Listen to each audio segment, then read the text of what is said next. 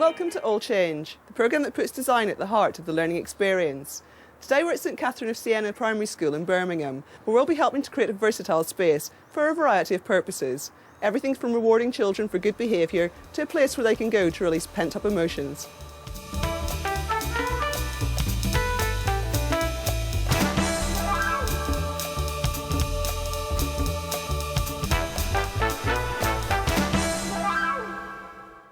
Some children find it difficult to deal with the daily routine of school life and need to work on their social skills and emotional intelligence. Having a calming space where they can reflect on their behavioural needs can reduce conflict in the classroom. Over a single weekend, we're going to be working with the community of St Catherine's School to help them to create a calm and flexible space where children can relax and chill out. Small groups of children use the room for PHSE work, but it's far too cluttered. We're going to change the layout of the room and improve the storage to create a stylish, functional space. And also in today's programme, we've been to the education show at the NEC. We showcase a few of the exciting new products. And we look at a design for a new school from Wilkinson Eyre Architects, who say engineering and architecture are good bedfellows.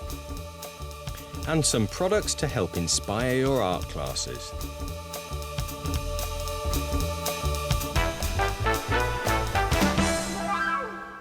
A part-time learning mentor uses the room for PHSE classes at St Catherine's. She also works with self-esteem groups to develop emotional intelligence and social skills. And it's used for the Thumbs Up Club, where children can come and play games. The challenge for the All Change designer is to meet the needs of children who are being rewarded for good behaviour and those who have social or behavioural problems. If you set this space in the context of the rest of the school, then it doesn't really need to be a traditional classroom space. Oh no, not at all. That's what I don't want it to be. And when they walk in, I want to give them that sort of wow factor. It has not got to be just the traditional learning environment with tables and, you know, hard chairs. One of the things I picked up on was that you want it to be a happy space and for pupils to feel like they're being almost privileged by coming here. Shalanda de Cruz Architects in Birmingham worked with the school on a design using mirrors, apple green storage units and an imaginative leaf transfer. There's even a punch bag to help release emotions. Well, we've got the old dilemma of informal and formal teaching areas, and we're trying to provide a sort of informal zone, and you can see the mirrors are on here. There's our leaf pattern window and the other window coming in. So we've got this sort of sweeping datum. It's almost as if we've extended the window around the corner, so we've got more light coming in. We've got the leaf pattern being reflected twice and then the horizon line.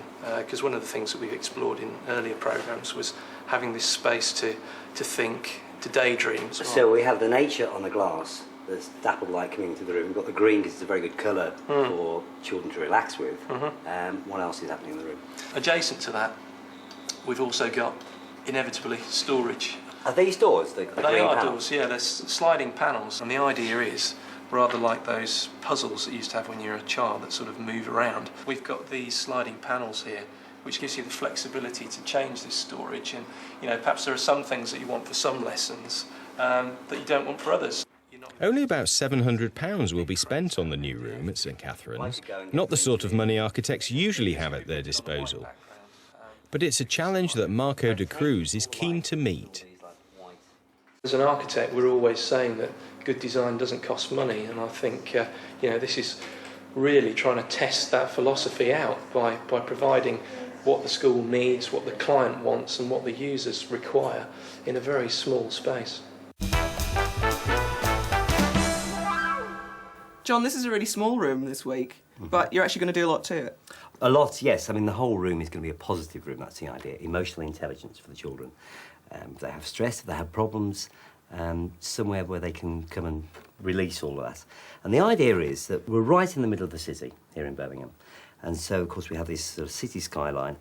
We're trying to introduce some of nature there by putting a transfer on the window here behind me, showing leaves, so we have a balance, a contrast between the two. Not only that when children are upset and wound up and angry, we're going to use mirrors along right behind you here, so they can look at themselves and see the expressions they've actually got. Not only that, it'll actually bring more light into the room, making it a lot larger. And of course, we have a punch bag here. Do we get to play on that? We will be playing that by the time we finish that thing, just to release all that emotions. Of course, we have lots of storage units, old-fashioned utility units there. We're going to group all those together over on that wall there. It's very cluttered at the moment, isn't it? Very cluttered, so we'll organise all that as well. So every space in this room is going to be a learning resource? Very much so, yes, exactly. And the whole idea is to make it lighter, brighter, and more relaxing as well at the same time. They're all going to want to come here, aren't they? I hope so, that's the idea. Head teacher Liam Fadden leads the team in clearing out the room. Bringing the city skyline into the space is a key part of the design. At the moment, you can see it's quite a small area. It's always very busy and it was quite cluttered. I use it with a wide variety of groups, ranging from children who work with anger management, self-esteem groups, so children who are either withdrawn, very shy, working with them to try and make sure that they speak up in class, making sure they're confident about themselves. Children who work with social skills groups, as well as using the room for Thumbs Up Club, which is a positive club for children who are rewarded for good practice throughout the week. And you're using emotional intelligence heavily in your activities as well, aren't you? Children who I work with aren't on special needs registers or anything like that. There's just something that society maybe is thrown at them, whether it's home, community. And I just think as long as we as a school can be very positive with them, making them secure, feel very special about themselves, that then we can start breaking down these barriers to learning and they then can move forward academically.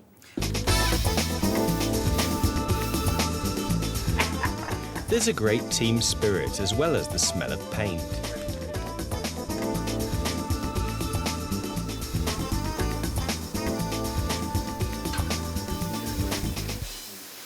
Paulette, you're painting hard there. Now, you're a teacher at the school. Yes. And you're sending pupils to this space when it's finished. Tell me about how they use it. They come here for lots of different reasons, you know, some amongst them come for anger management, so it's really helped them to learn skills that they can then transfer into the classroom and just generally. So it's had a really positive impact on the school. A sloping site can be a challenge for any school building project, but clever architecture can make a virtue of the landscape. Wilkinson Air Architects were given a sloping site as part of the government's Schools for the Future programme. Their solution was to cluster buildings around an agora, a covered walkway that provides social and circulation space. Wilkinson Air Architects have built a reputation for dramatic infrastructure projects. Their Millennium Bridge in Gateshead won the Stirling Prize. They redeveloped Stratford Station in London, and their Explore at Bristol Science Centre was highly regarded. The practice feels there's a lot to bring to school design. We are very interested as a practice to be involved in the exemplar school design because it was an opportunity to explore a whole new world of education, but looking at it, new ways of doing, or new ways of working, really. As a practice, we've always been interested in exploring new technology and, in fact, exploring boundaries generally. We don't see any distinction between architecture and engineering, so that's why we spend a lot of time working on infrastructure projects. And that's the way we see the future going, that the two disciplines, all the disciplines can sort of combine. One of the key elements of our exemplar design was to break down the scale of a 1,200 pupil school into smaller identifiable units. We identified teaching clusters or learning clusters that could operate as a school within a school, providing better pastoral care and the opportunity for particularly younger pupils to identify with a smaller unit within the bigger school.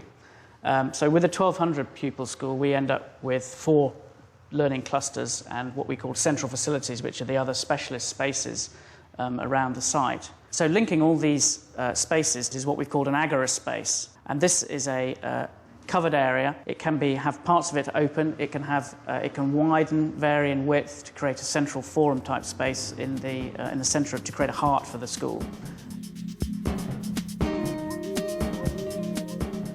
This is coming down in towards the entrance now, with the learning cluster on the left-hand side and the assembly building on the right-hand side, which can also operate as a community theatre and performing arts space. And we're actually turning left into where the agora space widens out to form a sort of amphitheatre type space, so a gathering point at the heart of the school. In this case, covered area to each side with screens, but an open hole in the middle over the amphitheatre. That could be more or less enclosed depending on the local environment and the preference of the school. Just coming up towards one of the learning clusters. So coming into the double height entrance hall space here, half the classrooms are upstairs, half downstairs. We've got a central sort of double height space, which is a resource area with some IT, lockers either side of that space, so very overlooked, and acoustic treatment on the balconies so that the noise doesn't rattle around the space. And in the model we looked at here, there was also an emphasis on some covered outdoor teaching areas. And so in the kind of nose of this cluster, there's an outdoor terrace at first floor level looking out over the playing fields.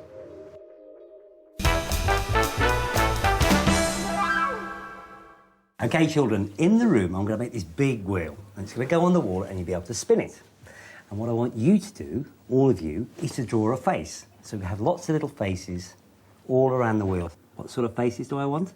Happy, sad, excited, frightened, surprised, hurt. Because we're going to call this wheel a big wheel of emotions, so that when we're doing our lessons together, we'll be able to talk about all these different emotions that you're talking about right now.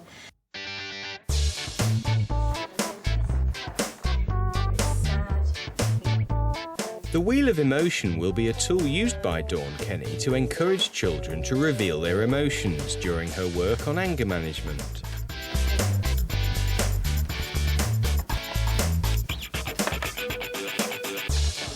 Dawn uses mirrors to help children express their emotions.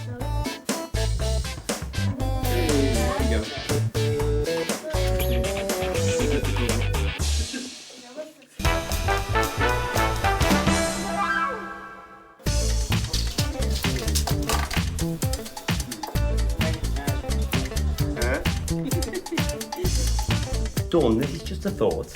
On the plan here that Marco's done, there's 6 little boxes. You know the storage units we took from over there? They've gone into here. When you walk through the door, it looks a little oppressive. And I just thought if we left one out there, but at the end of the day, it's your call. Yeah. I think it's probably a good idea, actually, because as you walk in, and also as you're standing, sort of adds to the shape of the room.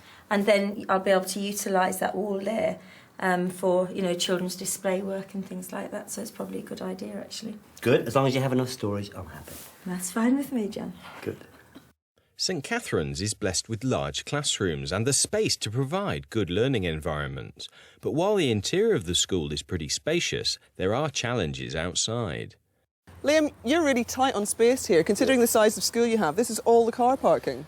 I think this car park would have been built, obviously, at the same time as the school 40 years ago. And I think at that time, the number of staff would have been far less than there is now. Mm-hmm. I think the way education has changed now, every class has got its own teaching assistant. So, you know, on the busiest day, we could have up to 30 staff. So, as you can see, you know, with this car park, there's no way you fit 30 cars into it. And you're already doing something about it, aren't you? What are your plans? We are. I mean, if you look at the surface of the actual car park, there's a lot of potholes.